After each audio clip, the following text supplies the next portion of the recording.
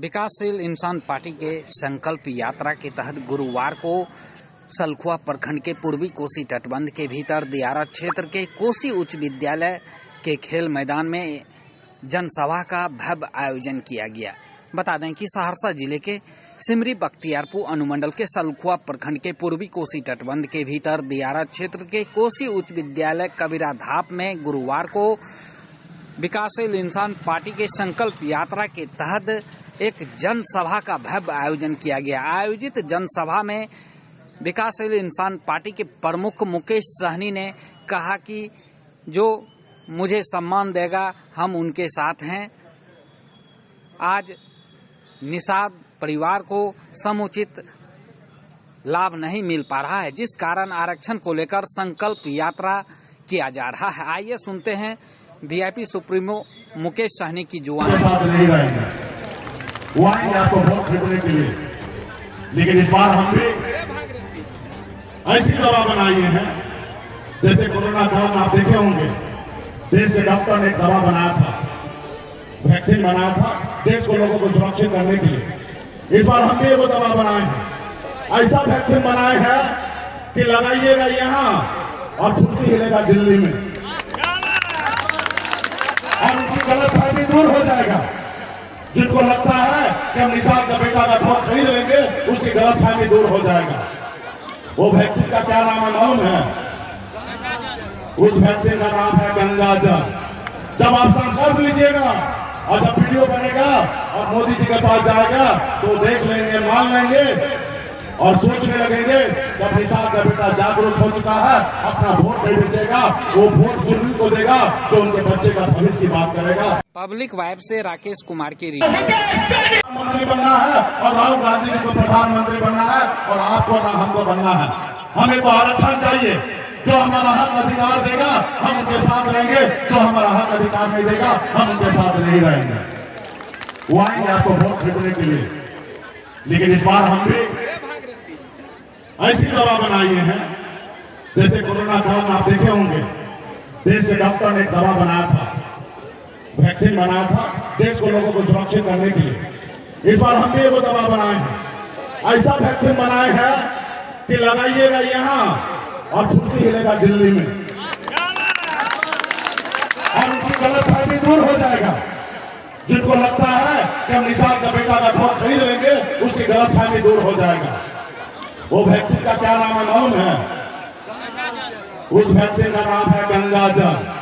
जब आप संकल्प लीजिएगा और जब वीडियो बनेगा और मोदी जी के पास जाएगा तो देख लेंगे, मान लेंगे और सोचने लगेंगे जब निषाद का बेटा जागरूक हो चुका है, अपना वोट नहीं बेचेगा, वो वोट बुजुर्ग को देगा जो उनके बच्चे का भविष्य की बात करेगा, उनके बेहतर भविष्य की बात करेगा।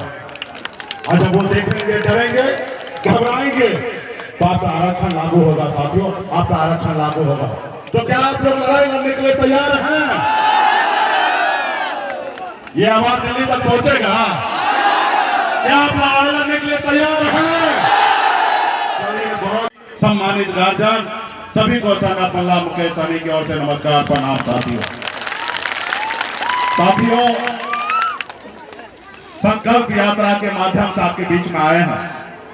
ऐसे तो हमेशा आपका प्यार, सम्मान, आशीर्वाद हमें हमेशा मिलते रहा।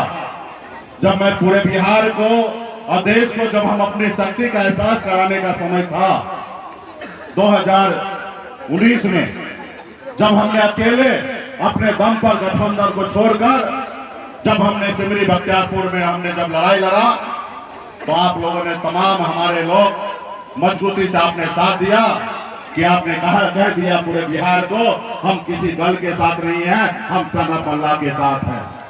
और वहीं पे 25,500 वोट हमारे पार्टी को प्राप्त हुआ और उसी रोज से बिहार में साबित हो चुका है कि बिहार में मजबूत एक वीआईपी पार्टी, एक पार्टी मजबूत है जिनके पास जनाधार है। साथियों, और ये जो आप लोगों का आशीर्वाद जो मिला था, मैं जब तक इस संसार में जिंदा रहूंगा तब तक मैं आपका ये उपकार हमेशा याद रखूंगा और आप हमारे दिल में। इसलिए साथियों, अभी हम संकल्प यात्रा लेके निकले हैं।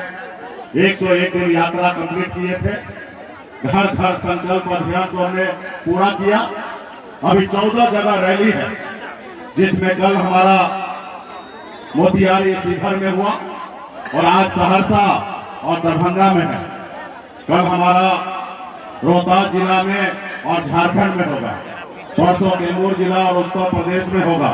इसी तरीके से पूरे बिहार में 14 को जनसभा करने के लिए जा रहे हैं। और अभी तक हमने जो 2 जनसभा हुआ है, वो दोनों से ज्यादा रिकॉर्ड तोड़ यहाँ पे संख्या है। सबसे बड़ा जनसभा यहाँ पर उभर पड़ा है। इसके लिए पार्टी के तमाम हमारे जितने भी पदाधिकारीगण हैं, आप सबको विशेष तौर पर धन्यवाद देता हूं कि आप लोगों ने बहुत ही अच्छा अपने काम किया। साथियों, आज मैं एक संदेश लेके आया हूं। इस आजाद भारत में अगर सर उठा के जीना है, अगर मान सम्मान अधिकार के साथ जीना है, अगर आप चाहते हैं कि जितना कष्ट भरी जिंदगी से आप जिए हैं ऐसे आपके बच्चे न जिए, तो इसके लिए मात्र 2 काम करना पड़ेगा।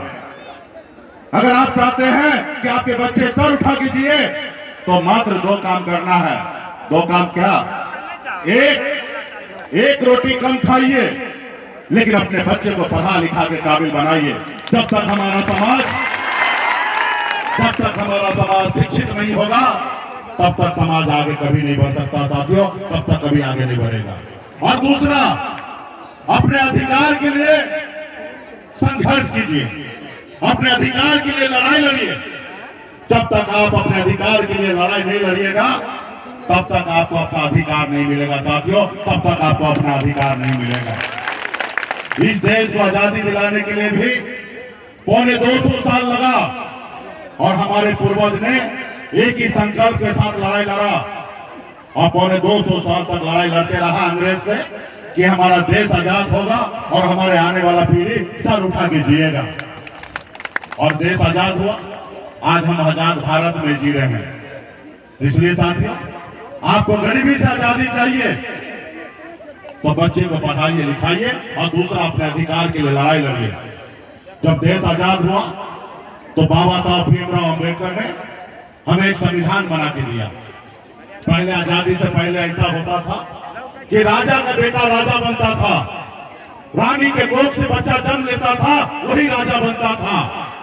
लेकिन बाबा साहब भीमराव अंबेडकर ने जो संविधान बनाया, उसमें उन्होंने कहा कि अब राजा का बेटा राजा नहीं बनेगा, रानी के कोख से बच्चा जन्म लेगा, वही राजा नहीं बनेगा। अब इस देश का राजा वो बनेगा जिसके पास वोट होगा, वही राजा बनेगा। और ये वोट का ताकत आपको मिला है। आपके पास वोट में इतना ताकत है कि आप देश के प्रधानमंत्री बनाते हैं। आपके वोट में इतना ताकत है कि राज्य में मुख्यमंत्री आप बनाते हैं। आप एक वार्ड सदस्य से लेकर देश के प्रधानमंत्री आपके वोट से बनता है। साथियों, अब राजा का बेटा राजा नहीं बनता है और इसके लिए वोट की आवश्यकता है। और जिस रोज आप अपने वोट को ताकत को समझ लीजिएगा, उस रोज दुनिया का कोई ताकत नहीं है कि आपको रोक देगा। साथियों, रोक देगा। आप जीता जाता उदाहरण ले लीजिए, लालू प्रसाद यादव जी, एक गरीब का बेटा, संघर्ष किया, उनके लोगों ने उनको साथ दिया, 15 साल बिहार का मुख्यमंत्री बने रहे। उत्तर प्रदेश में मुलायम सिंह यादव जी, बहन मायावती जी, ये लोग कोई अमीर घर में जन्म नहीं लिया, गरीब घर में जन्म लिया, संघर्ष किया, लड़ाई लड़ा और अपने वोट के दम पर राज्य में मुख्यमंत्री बना और अपने लोगों के लिए बहुत काम किया। साथियों, उसी तरीके से आज मुझे देखिए, मैं भी एक गरीब घर में जन्म लिया। पिताजी मछली मारते थे, दादाजी मछली मारते थे, ऐसे गरीब घर में जन्म लिया। जहां 2-4 रोज घर में काम ना हो तो 5वां दिन घर में खाना नहीं बनेगा, ऐसे परिवार में जन्म लिया। लेकिन मैंने संघर्ष किया। मात्र 18 साल की उम्र में, जिस उम्र में बच्चे को अपने माँ बाप के साथ रहना होता है, उस उम्र में घर परिवार को छोड़कर बम्बई जैसे शहर चला गया। वहां मेहनत किया, मजदूरी किया, मात्र 900 रुपया महीने पे नौकरी करता था और मेहनत के दम पर, आप लोग के आशीर्वाद के दम पर बम्बई जैसे शहर में झंडा मैंने गाड़ दिया। एक बेहतर जिंदगी जीने लगा।